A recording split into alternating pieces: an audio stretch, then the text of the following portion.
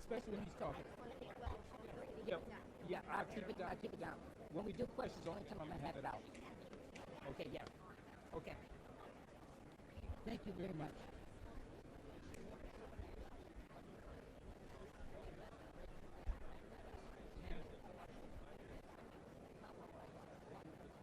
You just come around this way. I'll get over here. Once we start, you come here. Okay?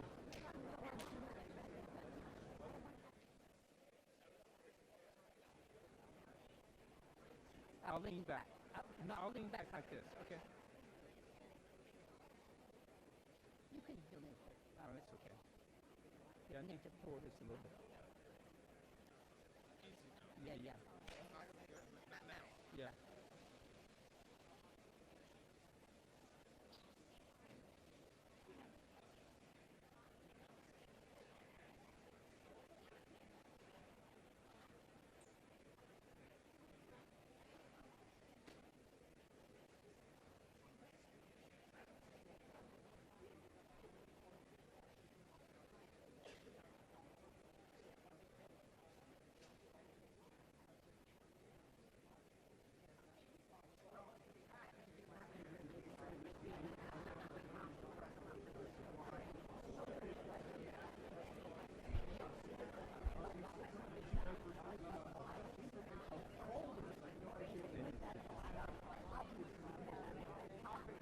Yeah, Tony. Come down and assist. Tell them they need to give me some space here. You know, I'm inside a rope because they wouldn't let me work outside the rope. No, but it's not a major. It's not major. I got you. Copacetic. Copacetic.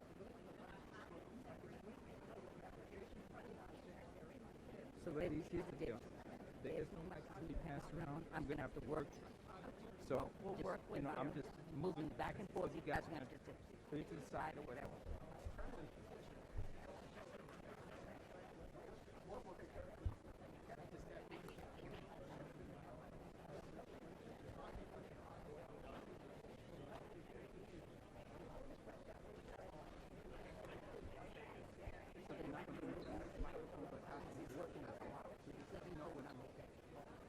I'm working this phone for the whole thing.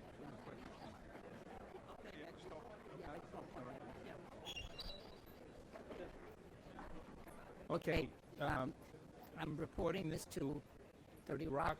There will not be a microphone moving around amongst the audience. I am it on the boom mic. So ride me. I'm going to give you a good level here at Trump Tower, but you have to ride me in 30 Rock. Thank you.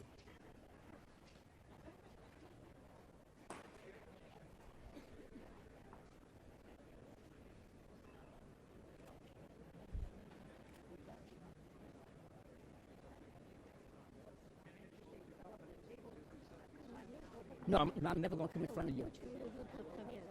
He's coming in behind me here. You better, I'll lean back like this. Okay.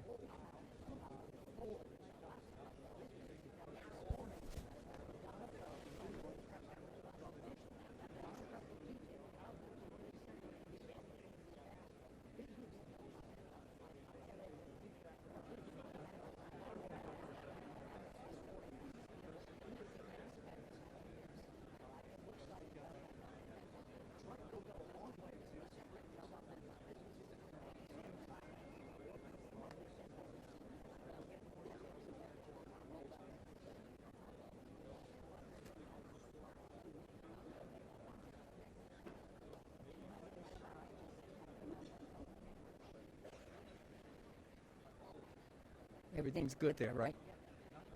Okay.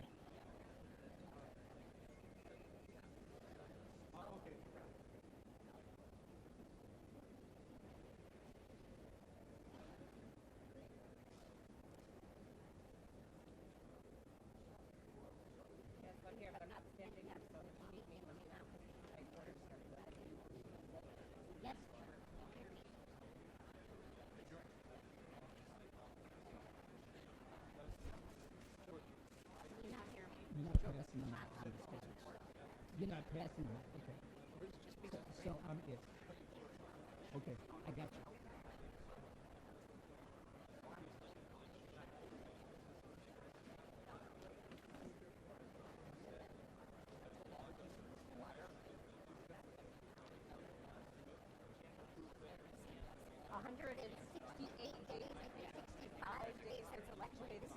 longest, in fact, the longest a president-elect has ever gone past Election Day without giving a press conference. George, I don't know if you can hear me, but we are expecting Donald Trump to be out here any minute now. And of course, as John Carl said, these folders that just appeared right next to the podium, everybody in here speculating as to what these might be. He said he wasn't going to release his tax returns until the audit was complete. Well, what could be inside so many folders right here?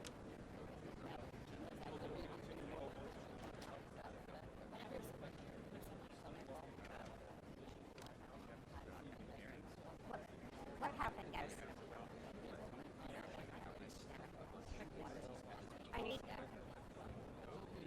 What? What? What is it? I don't know what that means. It never scratched my microphone. That's it. We did 6 audio tests before. I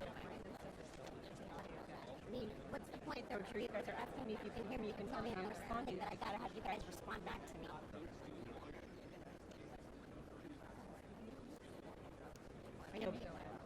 Okay, but when you say, just for future reference, when you get in my ear and you say, Cecilia, can you hear me? And I say yes, you gotta make sure. And I say, can you hear me? I need you to respond back to me and let me know that you can hear me, because then we have a problem.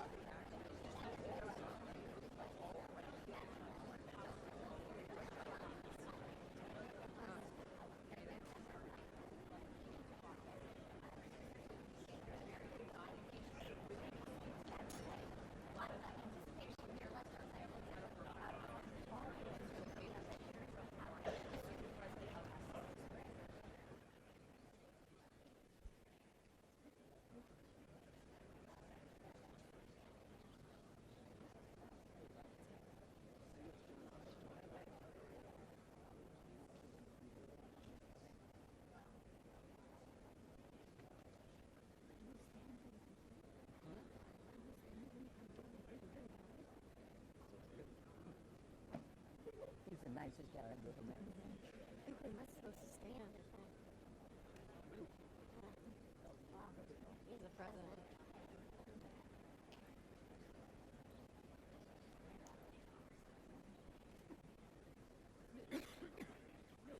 Cecilia.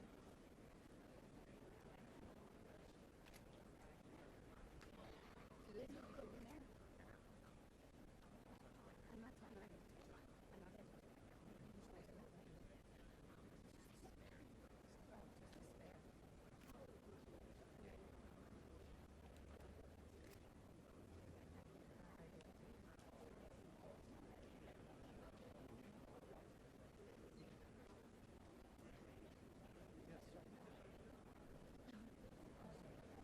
do want to get him coming out. Yeah, I'll lean back like this. Lean this way. Lean that way? Okay.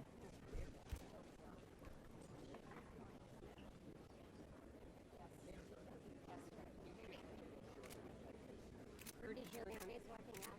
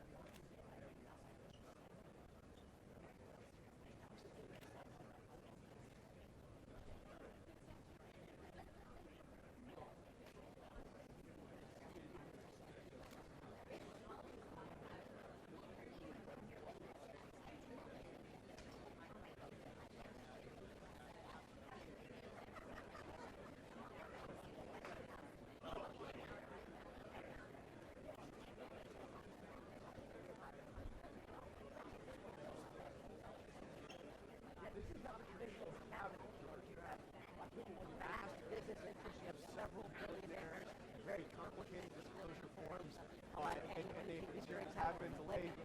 What transition sources have said is that they fully intend to have their disclosure forms done before the hearing starts, which is a big issue for the Democrats. By the way, George, we expect President-elect Trump to be arriving any moment now.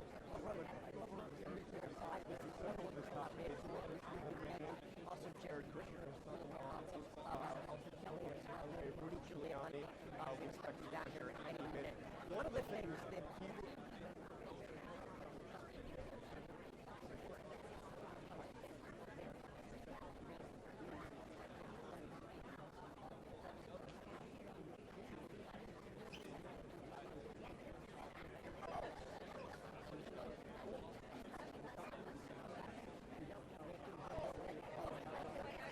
and they all have offices right outside the Oval Office. You have a real collection, and I'm told here he is. The elevator has opened.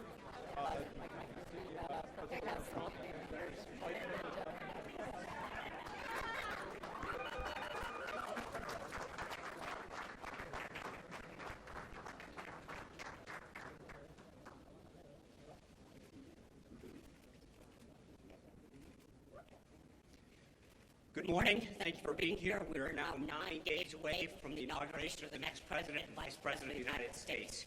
It's an opportunity to meet an attorney in Washington, D.C. with the prestigious firm of Morgan Lewis, who structured the agreements pursuant to the President's business arrangement, and she will give brief remarks. Before we start, I want to bring your attention to a few points on the report that was published in BuzzFeed last night.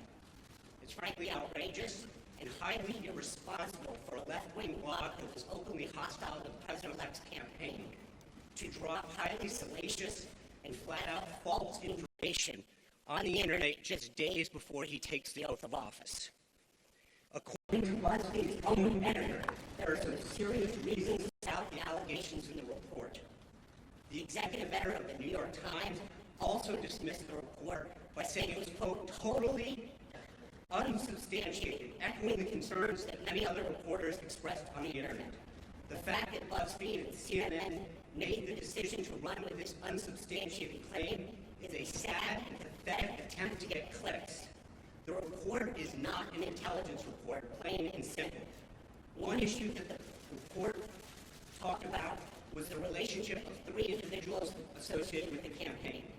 These 3 individuals, Paul Manafort, Michael Cohen, and Carter Page. Carter Page is an individual who the President-elect does not know and was put on notice months ago by the campaign. Paul Manafort has adamantly denied any of this involvement, And Michael Cohen, who said he visited Prague in August and September, did not leave or enter the United States during this time. We asked him to produce his passport to confirm his whereabouts and the dates in question, and there was no doubt that he was not in Prague. In fact, Mr. Cohen has never been in Prague. A new report actually suggests that Michael Cohen was at the University of Southern California with his son at a baseball game. One report now suggests that apparently it's another Michael Cohen. For all the talk lately about fake news, this political witch hunt by some of the media is based on some of the most flimsy reporting and is frankly shameful and disgraceful. With that, it is my honor to introduce the next Vice President of the United States, Mike Pence.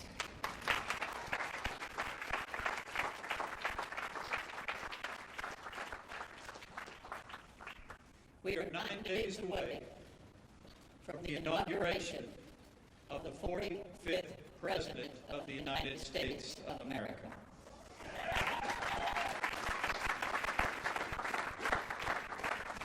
I am profoundly honored and humbled that I will take the oath of office to serve as Vice President of the United States 9 days from today, but I'm even more honored to stand shoulder to shoulder with a new president who will make America great again. Now, the President-elect's leadership and his energy during the campaign was impressive. But as the chairman of the transition effort, I can assure the American people that his energy and his vision during the course of this transition has been even more inspiring. See the way he has brought together men and women of extraordinary capability at a historic pace in his cabinet. 19 of the 21 cabinet officials have been announced. 9 committee hearings already scheduled, 7 more soon to go on the books in the next several days. And it is a compilation of men and women with an unprecedented caliber of leadership and background to help this administration move our nation forward. Perhaps that's why there's been such a concerted effort by some in the mainstream media to delegitimize this election and to demean our incoming administration. You know, I have long been a supporter of a free and independent press, and I always will be. But with freedom comes responsibility. And the irresponsible decision of a few news organizations to run with a false and unsubstantiated report when most news organizations resisted the temptation to propagate this fake news can only be attributed to media bias, an attempt to demean the President-elect and our incoming administration, and the American people are sick and tired of it.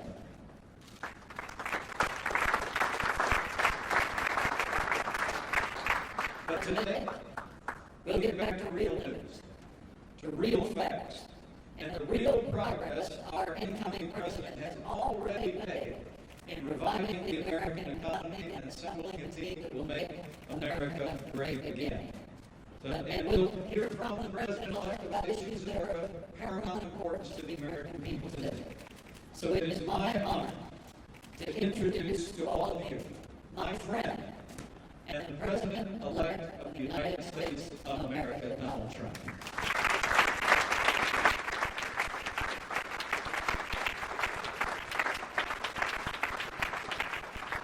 Thank you very much. It's great for me to enter news conferences because we used to give them on a almost daily basis. I think we probably maybe won the nomination because of news conferences. So,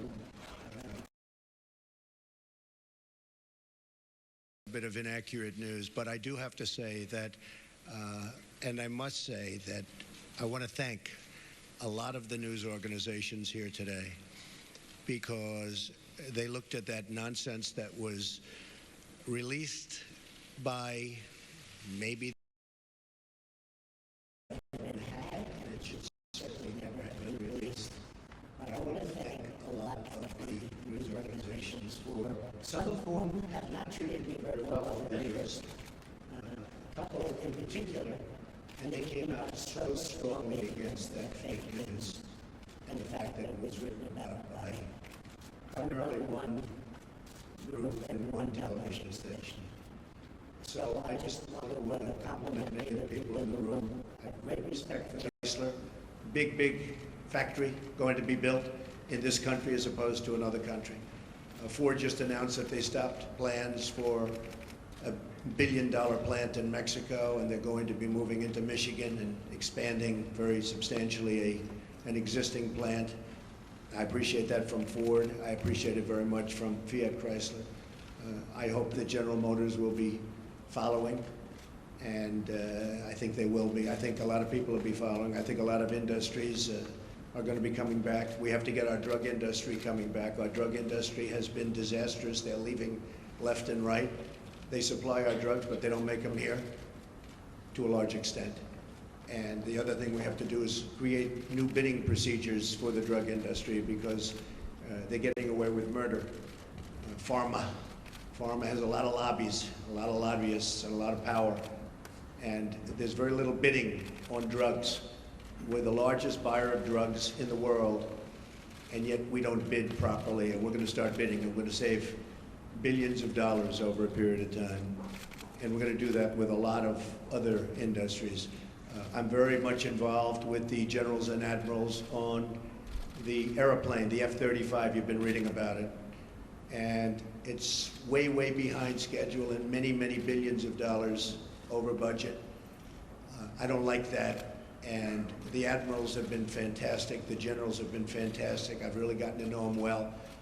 And we're going to do some big things on the F-35 program and perhaps the F-18 program. And we're going to get those costs way down, and we're going to get the plane to be even better, and we're going to have some competition, and it's going to be a beautiful thing. So we've been very, very much involved, and other things. We had Jack Ma.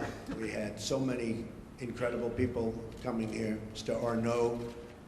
They're going to do tremendous things in this country. And they're very excited. And I will say, if the election didn't turn out the way it turned out, they would not be here. They would not be in my office. They would not be in anybody else's office. They'd be building and doing things in other countries. So there's a great spirit going on right now, a spirit that many people have told me they've never seen before, ever. We're going to create jobs. I said that I will be the greatest jobs producer that God ever created. And I mean that. I'm going to work very hard on that. We need certain amounts of other things, including a little bit of luck. But I think we're going to do a real job, and I'm very proud of what we've done, and we haven't even gotten there yet. I look very much forward to the inauguration. It's going to be a beautiful event. We have great talent, tremendous talent, and we have all of the bands, or most of the bands, from the different segments of the military. And I've heard some of these bands over the years. They're incredible. We're going to have a very, very elegant day. The 20th is going to be something that will be very, very special, very beautiful. And I think we're going to have massive crowds, because we have a movement. It's a movement like the world has never seen before. It's a movement that a lot of people didn't expect. And even the polls, although some of them did get it right, but many of them didn't. And that was a beautiful scene on November 8th. As those states started to pour in. And we focused very hard on those states, and they really reciprocated. And those states are going to have a lot of jobs, and they're going to have a lot of security. They're going to have a lot of good news for their veterans. And by the way, speaking of veterans, I appointed today the head secretary of the Veterans Administration, David Shulkin. And we'll do a news release in a little while. I'll tell you about David. He's fantastic. He's fantastic. He will do a truly great job. One of the commitments I've made is that we're going to straighten out the whole situation for our veterans. Our veterans have been treated horribly. They're waiting in line for 15, 16, 17 days. Cases where they go in and they have a minor early stage form of cancer and they can't see a doctor. By the time they get to the doctor, they're terminal. It's not going to happen. It's not going to happen. So David is going to do a fantastic job. We're going to be talking to a few people also to help David. And we have some of the great hospitals of the world going to align themselves with us on the Veterans Administration, like the Cleveland Clinic, like the Mayo Clinic, a few more that we have. And we're going to set up a group. These are hospitals that have been the top of the line. the absolute top of the line. And they're going to get together with their great doctors. Dr. Toby Cosgrove, as you know, from the Cleveland Clinic, has been very involved. Ike Perlmutter has been very, very involved, one of the great men of business. And we're going to straighten out the VA for our veterans. I've been promising that for a long time. And something I feel very, very strongly. So you'll get the information on David, and I think you'll be very impressed with the job he does. We looked long and hard. We interviewed at least 100 people. Some good, some not so good, but we had a lot of talent. And we think this selection will be something that will, with time, straighten it out, and straighten it out for good, because our veterans have been treated very unfairly. Okay, questions? Yes, John? Mr. President-elect, thank you so much. Thank you. Appreciate it. A couple of aspects of the intelligence briefing that you received on Friday that we're looking for further clarification on. Sure. First of all, did the heads of the intelligence agencies provide you with a two-page summary of these unsubstantiated allegations? And secondly to that, on the broader picture, do you accept their opinion that Vladimir Putin ordered the hack of the DNC and the attempted hack of the RNC? And if you do, how will that color your attempts to build a relationship with a leader who has been accused of committing an act of espionage? Okay, first of all, these meetings, as you know, are confidential, classified, so I'm not allowed to talk about what went on in a meeting. But we had many witnesses in that meeting, many of them with us. And I will say again, I think it's a disgrace that information would be let out. I saw the information, I read the information outside of that meeting. It's all fake news, it's phony stuff. It didn't happen. And it was gotten by opponents of ours, as you know, because you reported it, and so did many of the other people. It was a group of opponents that got together, sick people, and they put that crap together. So I will tell you that not within the meeting, but outside of the meeting, somebody released it. It should never have been, number one, shouldn't have even entered paper, but it should never have been released. But I read what was released, and I think it's a disgrace. I think it's an absolute disgrace. As far as hacking, I think it was Russia, but I think we also get hacked by other countries and other people. And I can say that, you know, when we lost 22 million names and everything else that was hacked recently, they didn't make a big deal out of that. That was something that was extraordinary. That was probably China. We have much hacking going on, and one of the things we're going to do, we have some of the greatest computer minds anywhere in the world that we've assembled. You saw just a sample of it 2 weeks ago up here, where we had the 6 top people in the world. They were never in the same room together as a group. And we're going to put those minds together, and we're going to form a defense. And I have to say this also. The Democratic National Committee was totally open to be hacked. They did a very poor job. They could have had hacking defense, which we had. And I will give Reince Priebus credit, because when Reince saw what was happening in the world and with this country, he went out and went to various firms and ordered a very, very strong hacking defense. And they tried to hack the Republican National Committee, and they were unable to break through. We have to do that for our country. It's very important. And just to the last part of that question, where I said, how could all of this potentially color your attempts to build a better relationship with President Putin? Well, you know, President Putin and Russia put out a statement today that this fake news was indeed fake news. They said it totally never happened. Now, somebody would say, oh, of course he's going to say that. I respected the fact that he said that. And I'll be honest, I think if he did have something, they would have released it. They would have been glad to release it. I think, frankly, had they broken into the Republican National Committee, I think they would have released it, just like they did about Hillary and all of the horrible things that her people, like Mr. Podesta, said about her. I mean, what he said about her was horrible. If somebody said about me what Podesta said about Hillary, I was the boss, I would have fired him immediately, or that person, because what he said about her was horrible. But remember this, we talk about the hacking, and hacking's bad, and it shouldn't be done. But look at the things that were hacked. Look at what was learned from that hacking. That Hillary Clinton got the questions to the debate. and didn't report it, that's a horrible thing.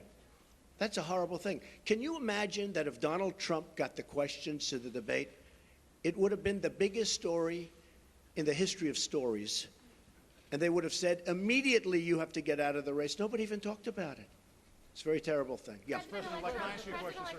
Thank you, Mr. President-elect. On that intelligence report, the second part of their conclusion was that Vladimir Putin ordered it because he aspired to help you in the election. Do you accept that part of the finding, and will you undo what President Obama did to punish the Russians for this? Well, keep it in place? if Putin likes Donald Trump, I consider that an asset, not a liability, because we have a horrible relationship with Russia. Russia can help us fight ISIS, which, by the way, is number one tricky. I mean, if you look, this administration created ISIS by leaving at the wrong time. The void was created, ISIS was formed. If Putin likes Donald Trump, guess what, folks? That's called an asset, not a liability. Now, I don't know that I'm going to get along with Vladimir Putin. I hope I do, but there's a good chance I won't. And if I don't, do you honestly believe that Hillary would be tougher on Putin than me? Does anybody in this room really believe that? Give me a break. Okay. But President Obama's steps, will you keep Can on you the make point? clear whether during your visits to either Moscow or St. Petersburg you engaged in conduct that you now regret, and that a reasonable No, I observer, didn't. Well, let me tell you. observers say that you are potentially vulnerable to blackmail by Yeah. Russia or by its intelligence agencies. Let me just tell you what I do. When I leave our country, I'm a very high-profile person, would you say? I am extremely careful. I'm surrounded by bodyguards. I'm surrounded by people. And I always tell them, anywhere, but I always tell them, if I'm leaving this country, be very careful, because in your hotel rooms, and no matter where you go, you're going to probably have cameras. I'm not referring just to Russia, but I would certainly put them in that category. And number one, I hope you're going to be good anyway. But in those rooms, you have cameras in the strangest places. Cameras that are so small with modern technology, you can't see them and you won't know. You better be careful, or you'll be watching yourself on nightly television. I tell this to people all the time. I was in Russia years ago with the Miss Universe contest, which did very well. Moscow, the Moscow area, did very, very well. And I told many people, be careful, because you don't want to see yourself on television. Cameras all over the place. And again, not just Russia, all over. Does anyone really believe that story? I'm also very much of a germaphobe, by the way. Believe me. President-elect, one more question, sir. About how you plan to disentangle yourself from your business. But first, I have to follow up on some of these Russia remarks. Based on your comments here today, do you believe the hacking was justified? Does Russia have any leverage over you, financial or otherwise? And if not, will you release your tax returns to prove it? So I tweeted out that I have no dealings with Russia. I have no deals in Russia. I have no deals that could happen in Russia because we've stayed away. And I have no loans with Russia. As a real estate developer, I have very, very little debt. I have assets that are, and now people have found out how big the company is. I have very little debt, I have very low debt. But I have no loans with Russia at all.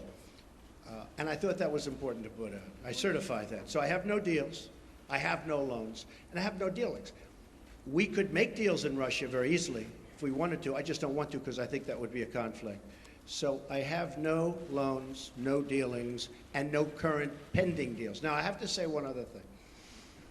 Over the weekend, I was offered $2 billion to do a deal in Dubai with a very, very, very amazing man, a great, great developer from the Middle East, Hussein Damak, a friend of mine, great guy, and was offered $2 billion to do a deal in Dubai, number of deals. And I turned it down. I didn't have to turn it down, because as you know, I have a no conflict situation because I'm president, which is, I didn't know about that until about 3 months ago, but it's a nice thing to have. But I don't want to take advantage of something. I have something that others don't have. Vice President Pence also has it. I don't think he'll need it. I have a feeling he's not going to need it. But I have a no conflict of interest provision as president. It was many, many years old. This is for presidents because they don't want presidents getting, I understand, they don't want presidents getting tangled up in minutia. They want a president to run the country. So I could actually run my business. I could actually run my business and run government at the same time.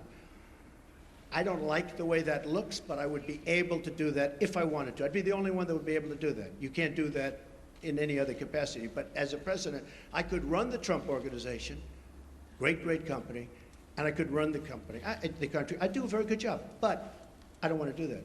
Now, all of these papers that you see here, yes, go ahead. I want to take a follow-up on that before we Sure. get to conflicts. Do you believe the hacking was justified, and will you release your tax returns to prove what you're saying about no deals in Russia? Well, I'm not releasing the tax returns because, as you know, they're under audit. But every president since the 70s has Oh, had a gee, I've required never audit heard that. from the IRS. Oh, The gee, last I've never 6 heard that that. released him. But as I've never heard that. president, sir, You know, the only taking one that office, cares about my tax returns are the reporters, okay? You They're don't the think only the ones. American public is concerned But no, about I don't think so. I won. Do you believe I mean, the I hacking- became president. No, I don't think they care at all. I don't think they care at all. I think you care. I think you care. First of all, you learn very little from a tax return. What you should do is go down to federal elections and take a look at the numbers. And actually, people have learned a lot about my company, and now they realize my company is much bigger, much more powerful than they ever thought. We're in many, many countries, and I'm very proud of it. And what I'm going to be doing is my two sons, who are right here, Don and Eric, are going to be running the company. They are going to be running it in a very professional manner. They're not going to discuss it with me. Again, I don't have to do this. They're not going to discuss it with me. And with that, I'm going to bring up Sherry Dillon, and she's going to go, these papers are just some of the many documents that I've signed, turning over complete and total control to my sons. Sir, can we ask you one more question on Russia, though, sir? Good morning. It's my honor and privilege to be here today at President-elect Trump's request. He's asked me, as you just heard, to speak about the conflicts of interest and the steps he's taking. As you know, the business empire built by President-elect Trump over the years is massive, not dissimilar to the fortunes of Nelson Rockefeller when he became vice president. But at that time, no one was so concerned. President-elect Trump wants the American public to rest assured that all of his efforts are directed to pursuing the people's business and not his own. To that end, as he explained a few moments ago, he directed me and my colleagues at the law firm Morgan, Lewis & Bockius to design a structure for his business empire that would completely isolate him from the management of the company. He further instructed that we build in protections that will assure the American people the decisions he makes and the actions that he takes as president are for their benefit and not to support his financial interests. As he said, he's voluntarily taking this on. The conflicts of interest laws simply do not apply to the president or the vice president, and they are not required to separate themselves from their financial assets. The primary conflicts of interest statute, since some have questioned this, is Section 18 U.S.C. 208, and it's simply inapplicable by its terms. And this is not just our interpretation. It's Congress itself who made this clear in 1989 when it amended Section 18 U.S.C. 202 to state that, except as otherwise provided, the terms office and employee in Section 208 shall not include the president. Even so, President-elect Trump wants there to be no doubt in the minds of the American public that he is completely isolating himself from his business interests. He instructed us to take all steps realistically possible to make it clear that he is not exploiting the office of the presidency for his personal benefit. He also sought the guidance of individuals who are familiar with and have worked extensively in the fields of government ethics and constitutional law. Critical to the Morgan Lewis team is Fred Fielding, standing here to our side and with us today. And many of you have known him. He has served several presidents over the years, including serving as counsel to Presidents Ronald Reagan and George W. Bush, as well as serving on President George H.W. Bush's Commission on Federal Ethics Law Reform, and he also held the position of Vice Chair of the Ethics Resource Center. Mr. Fielding has been extensively involved with and approved this plan. He's here today to support the plan, and he will continue to provide guidance as the plan is implemented and as Eric, Don, along with others, take over management of the Trump Organization. I'm going to detail some of the extraordinary steps now that the President-elect is taking. First, President-elect Trump's investments in business assets, commonly known as the Trump Organization, comprising hundreds of entities, which again, if you all go and take a look at his financial disclosure statement, the pages and pages and pages of entities have all been or will be conveyed to a trust prior to January 20th. Here is just some of the paperwork that's taking care of those actions. Second, through the trust agreement, he has relinquished leadership and management of the Trump Organization to his sons, Don and Eric, and a longtime Trump executive, Alan Weisselberg. Together, Don, Eric, and Alan will have the authority to manage the Trump Organization and will make decisions for the duration of the presidency without any involvement whatsoever by President-elect Trump. Further, at the President-elect's direction, the trust agreement provides that to ensure the Trump Organization continues to operate in accordance with the highest and legal ethics standards, an ethics advisor will be appointed to the management team. The written approval of the ethics advisor will be required for new deals, actions, and transactions that could potentially raise ethics or conflicts of interest concerns. President-elect Trump, as well as Don, Eric, and Alan, are committed to ensuring that the activities of the Trump Organization are beyond reproach and cannot be perceived to be exploitive of the office of the presidency. President-elect Trump will resign from all officer and other positions he holds with the Trump Organization entities. Further, in addition, his daughter Ivanka will have no further involvement with or management authority whatsoever with the Trump Organization. As she and Jared move their family to D.C., Ivanka will be focused on settling her children into their new homes and their new schools. The President-elect has also already disposed of all of his investments in publicly traded or easily liquidated investments. As a result, the trust will have two types of assets. First, it will hold liquid assets, cash, cash equivalents, and treasuries, and perhaps some positions in a government-approved diversified portfolio, one that is consistent with the regulations from the Office of Government Ethics. Second, the trust is going to hold his pre-existing, illiquid, but very valuable business assets, the ones that everyone here is familiar with. Trump-owned, operated, and branded golf clubs, commercial rental property, resorts, hotels, rights to royalties from pre-existing licenses of Trump marks, productions, and goods. So things like Trump Tower, Mar-a-Lago, all of his other business assets, 40 Wall Street, will all be in the trust. Through instructions in the trust agreement, President-elect Trump first ordered that all pending deals be terminated. This impacted more than 30 deals, many of which were set to close by the end of 2016. As you can well imagine, that caused an immediate financial loss of millions of dollars, not just for President-elect Trump, but also for Don, Ivanka, and Eric. The trust agreement, as directed by President Trump, imposes severe restrictions on new deals. No new foreign deals will be made whatsoever during the duration of President Trump's presidency. New domestic deals will be allowed, but they will go through a vigorous vetting process. The President-elect will have no role in deciding whether the Trump Organization engages in any new deal, and he will only know of a deal if he reads it in the paper or sees it on TV. Because any new deal could, and I emphasize could, be perceived as causing a conflict or as exploiting the office of the presidency, new deals must be vetted with the ethics advisor, whose role will be to analyze any potential transactions for conflicts and ethics issues. The ethics advisor will be a recognized expert in the field of government experts. Again, his role will be to scrutinize the new deals and the actions, and any new deal must receive written approval. To further reinforce the wall that we are building between President-elect Trump and the Trump Organization, President-elect Trump has ordered, through his trust agreement, to sharply limit his information rights. Reports will only be available and reflect profit and loss on the company as a whole. There will be no separate business-by-business accounting.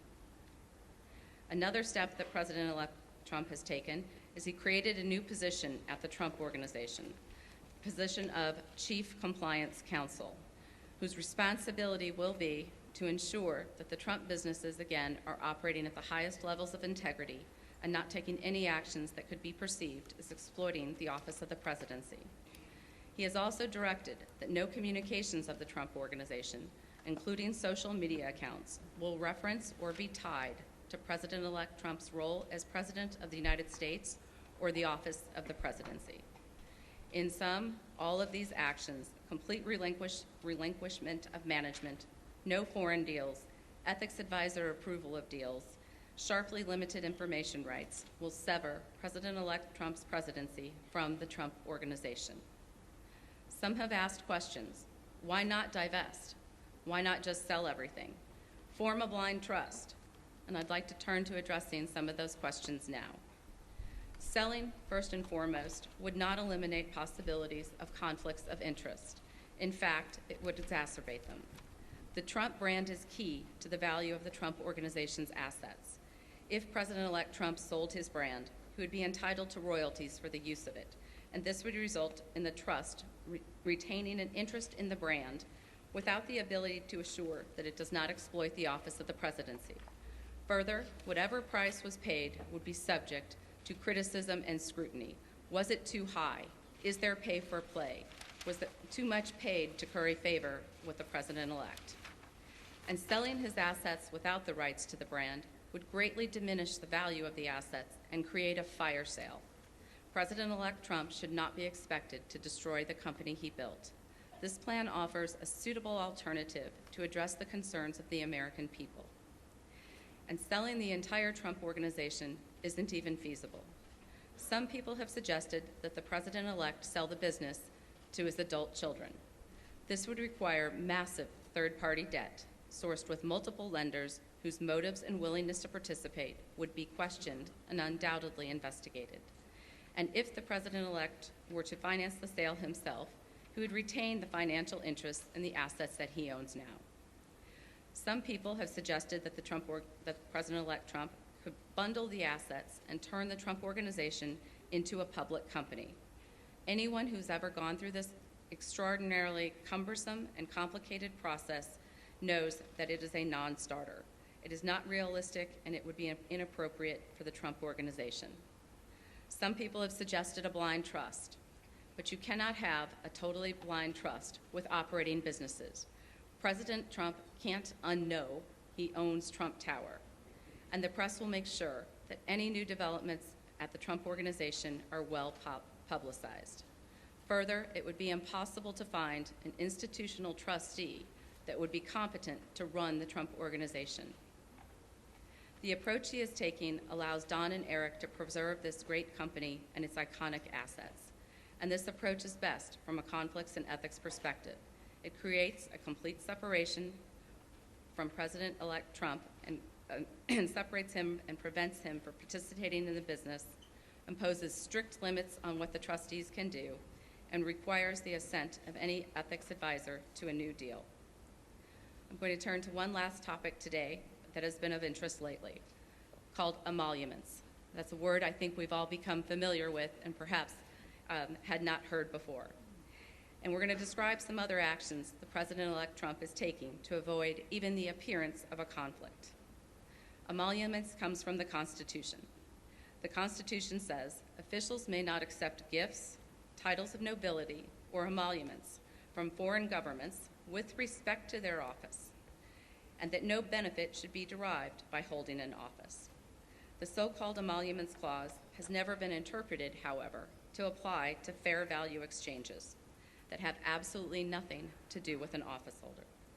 No one would have thought when the Constitution was written that paying your hotel bill was an emolument. Instead, it would have been thought of as a value for value exchange, not a gift, not a title, and not an emolument. But since President-elect Trump has been elected, some people want to define emoluments to cover routine business transactions, like paying for hotel rooms. They suggest that the Constitution prohibits the businesses from even arm's-length transactions that the President-elect has absolutely nothing to do with and isn't even aware of. These people are wrong. This is not what the Constitution says. Paying for a hotel room is not a gift or a present, and it has nothing to do with an office. It's not an emolument. The Constitution does not require President-elect Trump to do anything here. But just like with conflicts of interest, he wants to do more than what the Constitution requires. So President-elect Trump has decided, and we are announcing today, that he is going to voluntarily donate all profits from foreign government payments made to his hotels to the United States Treasury. This way, it is the American people who will profit. In sum, I and President-elect's other advisors at Morgan Lewis have determined the approach we've outlined today will avoid potential conflicts of interest or concerns regarding exploitation of the office of the presidency without imposing unnecessary and unreasonable losses on the president-elect and his family.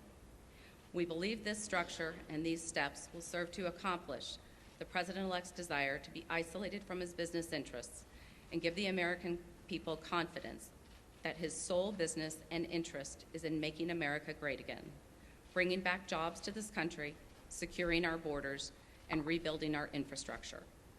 The American people were well aware of President-elect Trump's business empire and financial interests when they voted. Many people voted for him precisely because of his business success. President-elect Trump wants to bring this success to all Americans. Thank you.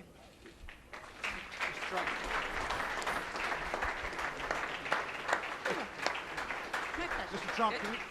Mr. Trump, can we ask you? Mr. Trump, can we ask you some policy questions? Policy questions, sir. Mr. Trump, thank you. Mr. Trump, Trey Yanks with One American News. What is your response to your critics that say not only you, but also your cabinet is filled with conflicts of interest, and do you plan to set an example in the future to make sure that your cabinet and everyone throughout your administration? Right, good question. I really think that when you watch what's going on with what's happening, and I was just watching, as an example, Rex Tillerson. I think it's brilliant what he's doing and what he's saying. I watched yesterday, as you know, our great senator who is going to be a great attorney general, and he was brilliant. And what people don't know is that he was a great prosecutor and attorney general in Alabama, and he was brilliant yesterday. So I really think that I think we have one of the great cabinets ever put together. And we've been hearing that from so many people. People are so happy. You know, in the case of Rex, he ran incredibly ExxonMobil. When there was a find, he would get it. When they needed something, he would be there. A friend of mine who's very, very substantial in the oil business, Harold Hamm, big supporter, he said, there's nobody in the business like Rex Tillerson. And that's what we want. That's what I want to bring to government. I want to bring the greatest people into government because we're way behind. We don't make good deals anymore. I say it all the time at speeches. We don't make good deals anymore. We make bad deals. Our trade deals are a disaster. We have hundreds of billions of dollars of losses on a yearly basis, hundreds of billions with China on trade and trade imbalance, with Japan, with Mexico, with just about everybody. We don't make good deals anymore. So we need people that are smart. We need people that are successful. And they got successful because, generally speaking, they're smart. And that's what I put. I'm very proud of the cabinet. I think they're doing very well. It's very interesting how it's going, but I think they're doing very, very well. Mr. Trump, a quick follow-up, sir, on Russia, sir. Thank you, Mr. President-elect. I wanted to ask a few questions on Obamacare. Yeah. Can you be specific on what guidance you're giving congressional Republicans on the timeline for repeal and replace? Sure. Whether it needs to be simultaneous or... Finally, Obamacare. I thought it was never going to be asked. I also wanted to ask you, though, if you have outlined a plan for what you want the replace package to look like. Would it guarantee coverage for those who have gotten health insurance through the current Obamacare law? You're going to be very, very proud, as not only the media and reporters, you're going to be very proud of what we put forth having to do with health care. Obamacare is a complete and total disaster. They can say what they want. They can guide you any way they want to guide you. In some cases, they guide you incorrectly. In most cases, you realize what's happened. It's imploding. as we sit. Some states have over 100% increase. And 17, and I said this 2 years ago, 17 is going to be the bad year. It's going to be catastrophic. Frankly, we could sit back, and it was a thought from a political standpoint, but it wouldn't be fair to the people.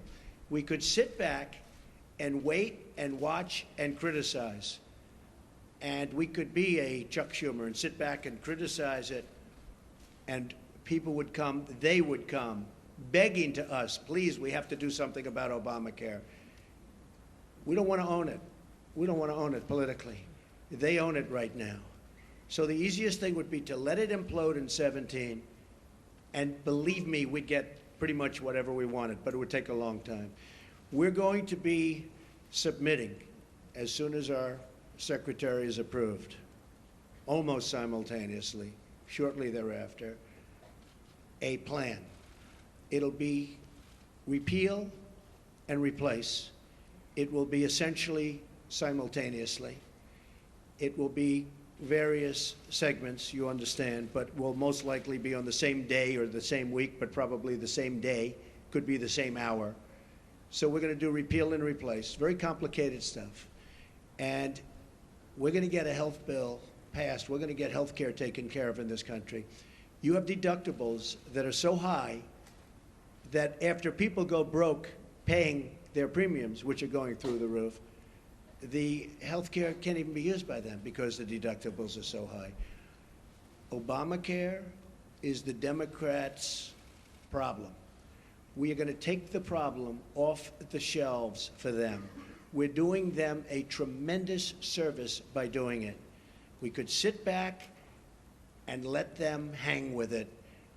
We are doing the Democrats a great service. So as soon as our secretary is approved and gets into the office, we'll be filing a plan. And it was actually pretty accurately reported today, the New York Times. And the plan will be repeal and replace Obamacare. We're going to have a health care that is far less expensive and far better. Okay. President-elect, can we just ask you, sir. President-elect Mr. Trump. President, which one, Mr. President? Well, I was going right Thank here. you. All right, go ahead, then CBS. Okay, President-elect Trump, John Steinberg from Cheddar. When you look at all the meetings that you've had with Carrier and SoftBank and Alibaba, do you conceive of making this a program, maybe sitting inside of Commerce? And then my follow-up question to that is, how soon will we see the program on capital repatriation and corporate tax cuts? Well, if I can save jobs, for instance, I was doing individual companies, and people said, well, but that's only one company. Like we did a good job with Carrier. And I want to thank United Technologies, which owns Carrier. But we saved close to 1,000 jobs. And they were gone. And Mike Pence and his staff really helped us a lot. But those were that was a tough one because they announced a year and a half before that they were leaving. So it's always tough when they're building a plant. It's a little tougher than before they start or before they make an announcement. So I want to thank United Technologies. But we've been meeting with a lot of companies. But what really is happening is the word is now out that when you want to move your plant to Mexico or some other place, and you want to fire all of your workers from Michigan and Ohio and all these places that I won for good reason, it's not going to happen that way anymore.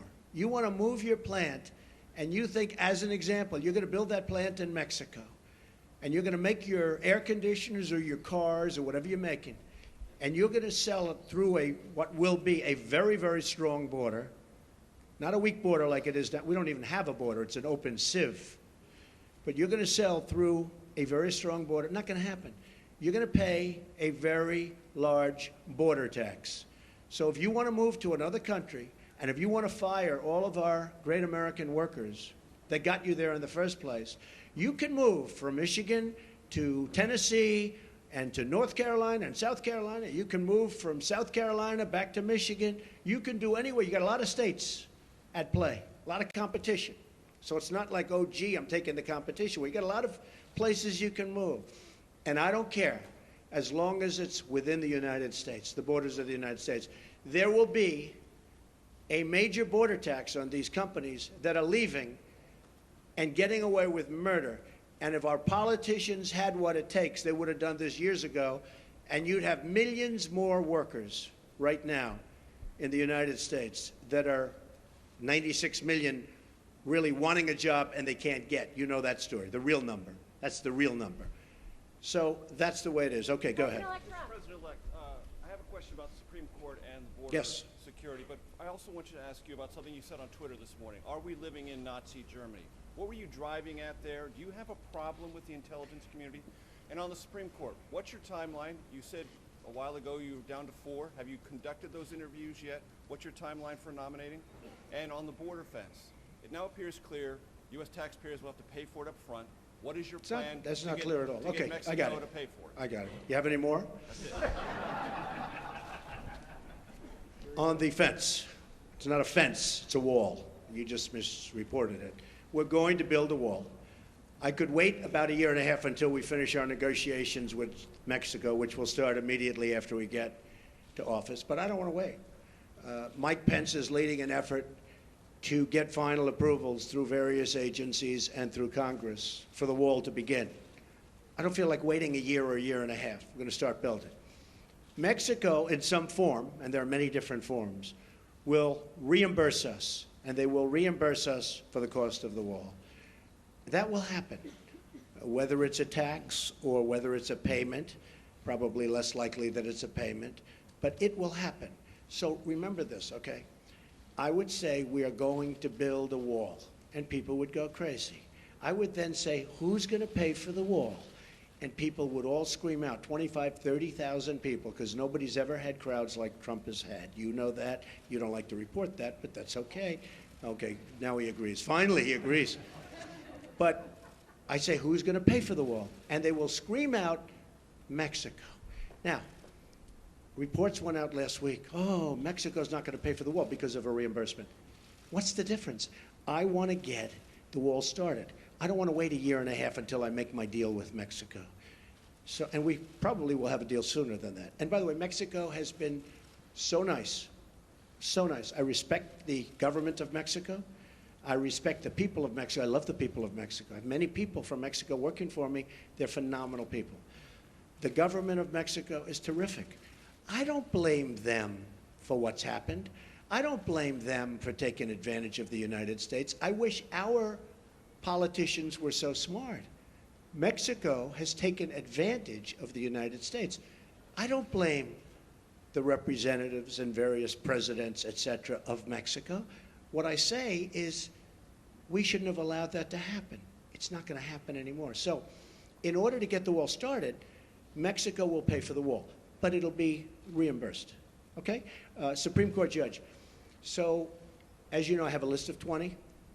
I've gone through them. We've met with numerous candidates. They're outstanding in every case. They were largely recommended and highly recommended by Federalist Society. Jim DeMint was also very much involved in his group, which is fantastic, and he's a fantastic guy. So between Leo and Jim DeMint and some senators and some Congress people, we have a great group of people. I'll be making the decision on who we will put up for Justice of the United States Supreme Court, a replacement for the great, great Justice Scalia. That will be probably within 2 weeks of the 20th. So within about 2 weeks, probably the second week. I consider the first day because we'll also be doing some pretty good signings.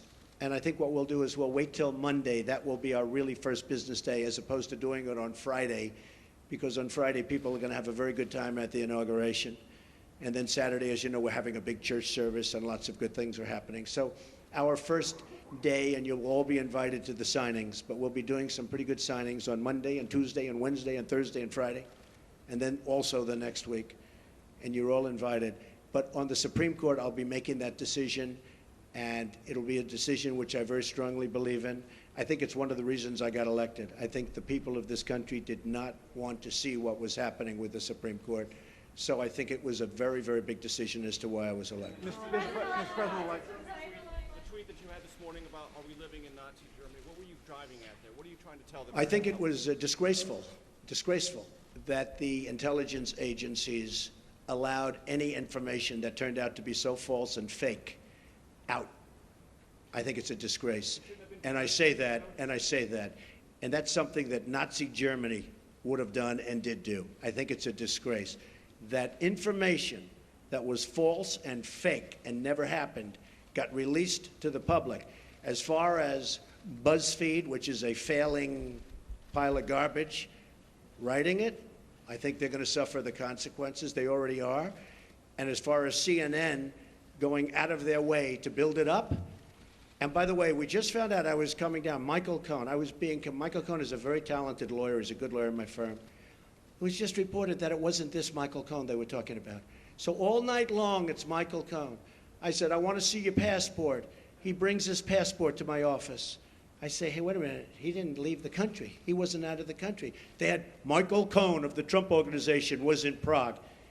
It turned out to be a different Michael Cohen. It's a disgrace what took place. It's a disgrace. And I think they ought to apologize to start with Michael Cohen. Sir, since you're attacking us, can you give us a question? Go ahead. No, Mr. President-elect. Go ahead. Go ahead. Since you are attacking our news organization, not you. Can you give us a chance? Your organization is terrible. You are attacking terrible. our news organization. Your organization Can you give is us terrible. a chance Let's to go. ask a question, sir? Go ahead. Sir, Quiet. Quiet. Mr. President-elect. Go ahead. Can you state She's asking a categorically- question. Don't be rude. Mr. President-elect, can you give us a question? Don't be You're rude. attacking us. Can you give us a question? Don't be rude. Can you No, I'm give not us a going to give you a question? question. I'm not going to give you a question. Can you state categorically? You are fake news. Sir, go ahead. Can you state categorically that nobody... No, Mr. President-elect, that's not Go ahead. appropriate. President Obama went too far with the sanctions he put on Russia after the hacking. Do you think they're I don't say he went too far. And what, No. will you roll them back? No. And what do you think of Lindsey Graham's I don't say- plan to send you a bill for tougher ones? Plans to send me a bill for what? For tougher sanctions. I hadn't heard Lindsey Graham was going to do that. Lindsey Graham. I've been competing with him for a long time, and he's going to crack that 1% barrier one day. I didn't realize Lindsey Graham's still at it. It's all right. I think Lindsey Graham's a nice guy, actually. I've heard that he's a nice guy, and I've been hearing it. I've been hearing it. Yeah, go ahead. Go ahead. Go ahead. You've been waiting. Go ahead. As far as we understand, the intelligence community... Stand up, please. Yeah, Ian Panel from BBC News. Ian Panel from BBC News. BBC News. That's another News, beauty. yeah. Thank you. Thank you. As far as we understand it, the intelligence community are still looking at these allegations. It's false news, as you describe it. If they come back with any kind of conclusion that any of it stands up, that any of it is true, will you consider your position? Or would you think There's nothing they can come back with. Oh, Okay, yes, go ahead. Can you Go ahead. Decision to publish fake news and all the problems that we've seen throughout the media over the course of the election. What reforms do you recommend for this industry here? Well, I don't recommend reforms. I recommend people that are that have some moral compass. You know, I've been hearing more and more about a thing called fake news, and they're talking about people that go and say all sorts of things. But I will tell you, some of the media outlets that I deal with are fake news, more so than anybody. I could name them, but I won't bother. But you have few sitting right in front of us. So they're very, very dishonest people. But I think it's just something we're going to have to live with. I guess the advantage I have is that I can speak back. When it happens to somebody that doesn't have that kind of a megaphone, they can't speak back. It's a very sad thing. I've seen people destroyed. I've seen people absolutely destroyed. And I think it's very unfair. So all I can ask for is honest reporters. Yes. Mr. President, I just want to follow up on the questions about the U.S. intelligence community and be very clear about what you're saying. Do you trust your U.S. intelligence officials? And what do you say to foreign policy experts who say you're actually weakening national security by waging this war of words against that community? Intelligence agencies are vital and very, very important. We are going to be putting in, as you know, Mr. Pompeo and others, you know the Senator, Dan Coates, we're going to be putting in some outstanding people. Within 90 days, they're going to be coming back to me with a major report on hacking. I want them to cover this situation. I also want them, however, to cover maybe most importantly, because we're hacked by everybody. You know, the United States, our government, out of a list of 17 in terms of industries, is the worst. It's number 17 in terms of protection. If you look at the retail industry, if you look at the banking industry, various industries, out of 17 industries, they put this in the category of an industry, The United States is last in terms of protecting, let's say, hacking defense. Like we had a great hacking defense at the Republican National Committee. That's why we weren't hacked.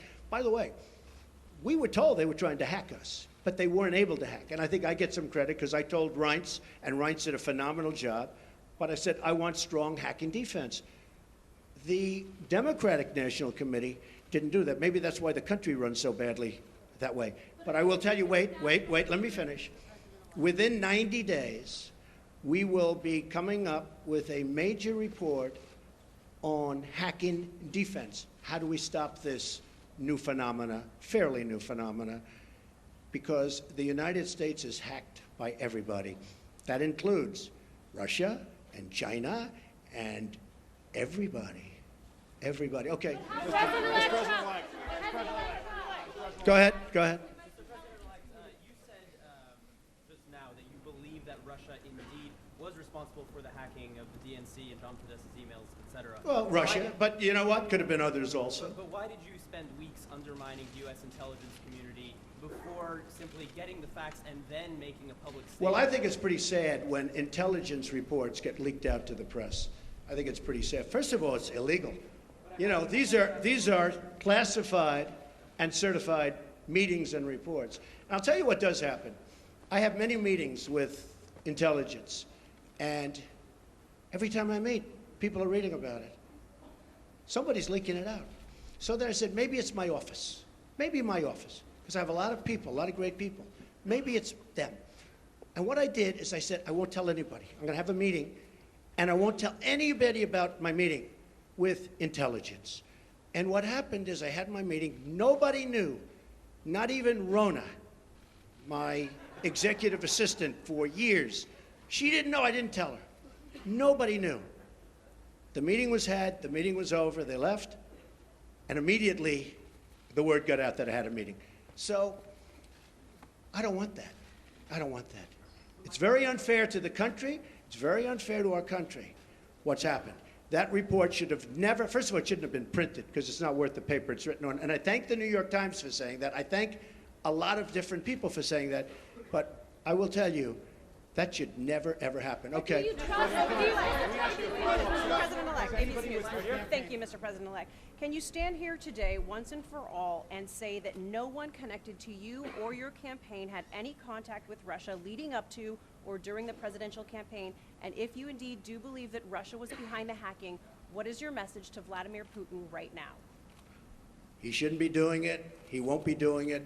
Russia will have much greater respect for our country when I'm leading it than when other people have led it. You will see that. Russia will respect our country more. He shouldn't have done it. I don't believe he'll be doing it more. Now, we have to work something out, but it's not just Russia. Take a look at what's happened. You don't report it the same way. 22 million accounts were hacked in this country by China. And that's because we have no defense. That's because we're run by people that don't know what they're doing. Russia will have far greater respect for our country when I'm leading it. And I believe, and I hope, maybe it won't happen, it's possible, but I won't be given a little reset button like Hillary. Here, press this piece of plastic. Guy looked at her like, what is she doing? There's no reset button. We're either going to get along or we're not. I hope we get along, but if we don't, that's possible too. But Russia and other countries, including China, which has taken total advantage of us economically, totally advantage of us in the South China Sea by building their massive fortress. Total. Russia, China, Japan, Mexico, all countries will respect us far more than they do under past administrations. My first question. I want to thank everybody. So this is all, just so you understand, these papers, because I'm not sure that was explained properly, but these papers are all just a piece of the many, many companies that are being put into trust to be run by my two sons. And I hope at the end of 8 years I'll come back and I'll say, oh, you did a good job. Otherwise, if they do a bad job, I'll say, you're fired. Sir, Goodbye, sir, everybody. you did not answer, Goodbye. Sir, you did not answer whether any of your associates were in contact with the Russians. Sir, You did not answer whether any of your associates were in contact with the Russians. Can you categorically deny that did not happen, sir? Can you categorically deny that did not happen, sir?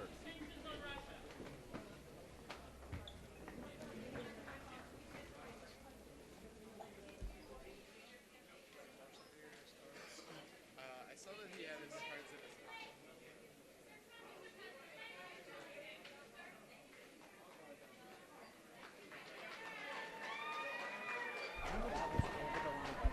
Sean, he was attacking our news organization.